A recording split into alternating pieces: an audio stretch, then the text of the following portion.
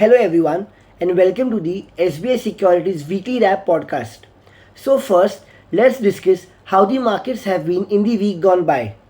Indian benchmark indices ended higher for the fifth consecutive week to close at record high levels.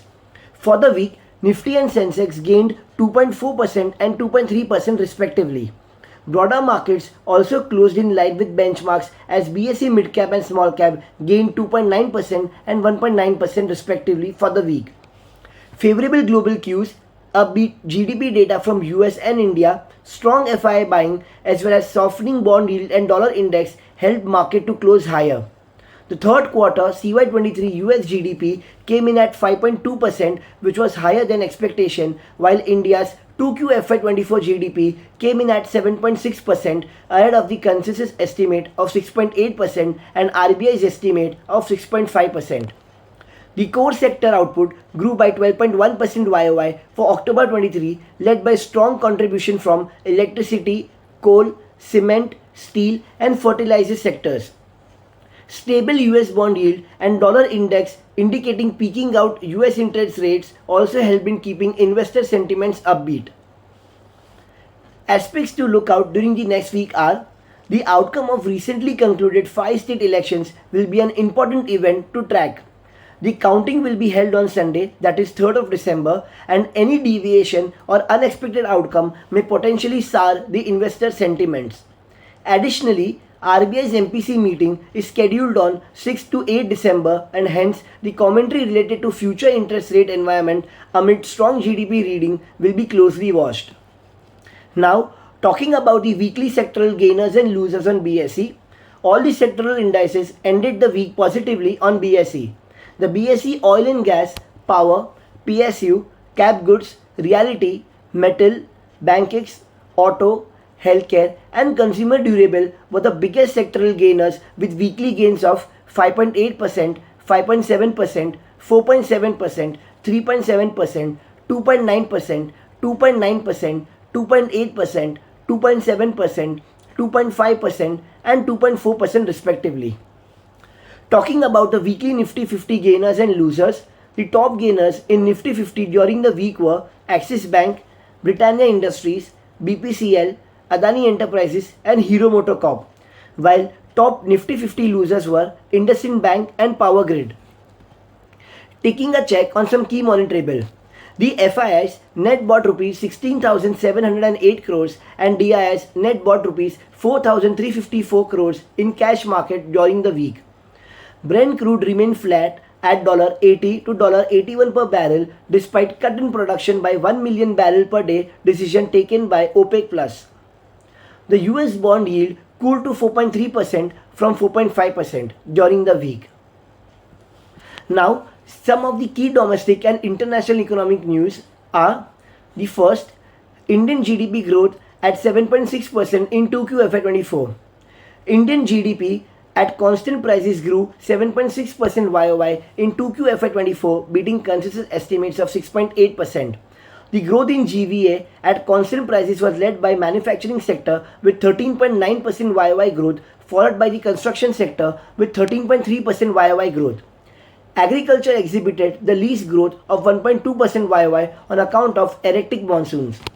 So overall, it is supportive for the market. Second, fiscal deficit at 45% of FY24 target.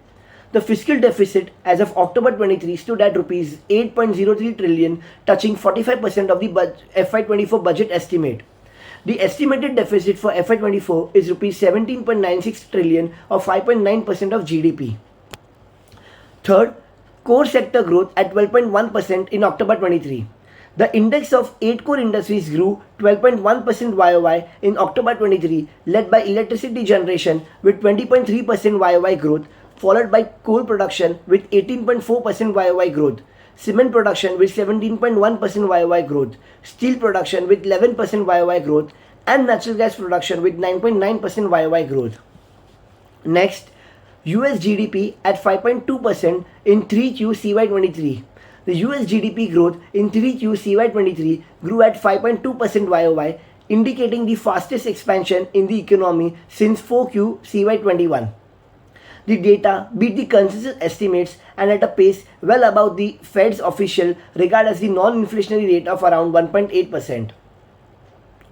Now, talking about the corporate developments during the week, first, Mahindra and Mahindra Limited reported total auto sales of 70,576 vehicles in November 23, registering growth of 21% YOY. In November 23, the domestic tractor sales stood at 31,069 units, growing 6.5% YOY. So overall, good set of numbers reported by M&M. Bajaj Auto Limited, it reported total sales of 4,03,003 units in November 23, registering growth of 31% YOY. So good set of numbers.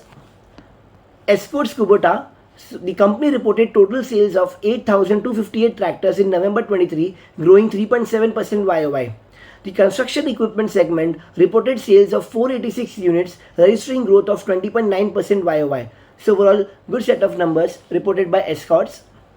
ITD Cementation, the company secured a contract worth rupees 1001 crores for civil and hydromechanical works of 500 megawatt hydropower pump storage project in Andhra Pradesh. So it is positive for the company in long term. Philips Carbon Black PCBL, so the company approved the acquisition of Aqua Farm Chemicals Private Limited for an aggregate of rupees 3,800 crores. This acquisition marks the foray of the company into global specialty segments of water treatment chemicals and oil and gas chemicals. So positive for PCBL in long term. Aster DM Healthcare, the boards approved the sale of its GCC business to Alpha GCC Holdings Limited for consideration of rupees 8,400 crores or USD 1.01 billion. The deal also includes an earnout up to USD 70 million based on EBITDA achieved by the GCC business in FY24. So positive for the company. Ultratech Cement, the company acquired the cement grinding asset of Burnpur Cement Limited for consideration of rupees 169.8 crores. The company is to merge the cement business of Kesoram Industries. Ultratech will issue one share for every 52 shares held in Kesoram Industries. So it is positive for Kesoram in short term and positive for Ultratech in medium to long term. Tata Coffee, the board approved the capacity expansion of Vietnam-based wholly owned subsidiary at an investment of rupees 450 crores. The board also approved setting up of an additional 5,500 ton freeze dried coffee facility. So it is positive for the company in long term. Jubilant Foodworks, the company announced plan to acquire additional stake in DP Eurasia NV for consideration of euro 73.4 million or rupees 670 crores. DP Eurasia NV is the exclusive master franchisee of Domino's Pizza in Turkey, Azerbaijan and Georgia. So overall positive for Jubilant Foodworks in long term.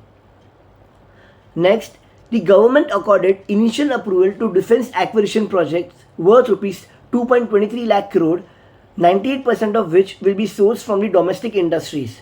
So it is positive for defense stocks such as HAL, BDL, BEL, GRSE, Cochin Shipyard, etc. So now we have a product name pick of the day. So during this week, we have given a buy call on Cochin Shipyard at a CMP of rupees 1,135 with a target price of rupees 1,249. So Cochin Shipyard is a leading player in construction, repairs and refits of all types of vessels, including periodic upgradation and life extension of ships. So the key growth driver of the company is it has an order book of rupees 22,000 crores as of September 23, with 79% of it coming from the defense sector, Indian Navy, while remaining 21% is for commercial vessels. In addition, rupees 13,000 crores worth orders are in the pipeline. On valuation front, the stock trades at FY24 and FY25 PE of 34.1 and 29.7 times of the consensus earnings respectively, which looks reasonable. Second, we have a product name pick of the week where we have given a buy call on Raymond at a CMP of rupees 1,532 with a target price of rupees 1,762. So Raymond is a diversified business conglomerate with presence in textile, apparels, FMCG, realty, engineering and prophylactics, etc. So the key growth driver for the company is residential real estate continue to demonstrate sustained demand, including high demand for luxury homes. The company has taken initiatives like emphasis on collections and efficient inventory management and related production cycle to optimize net working capital. In Thane, it has a land development of 100 acres, which has a total revenue potential of rupees 25,000 crores. On valuation front, the stock is trading at a PE multiple of 13.9 and 11.7 times of its FY 24-25 Bloomberg consensus estimates, which is reasonable. For key corporate actions in next week, kindly refer to our weekly report. The link to view the report is shared in the description box below. So, this was all about the weekly market podcast. Thank you for listening. Investment in securities market are subject to market risks. Read all the related documents carefully before investing.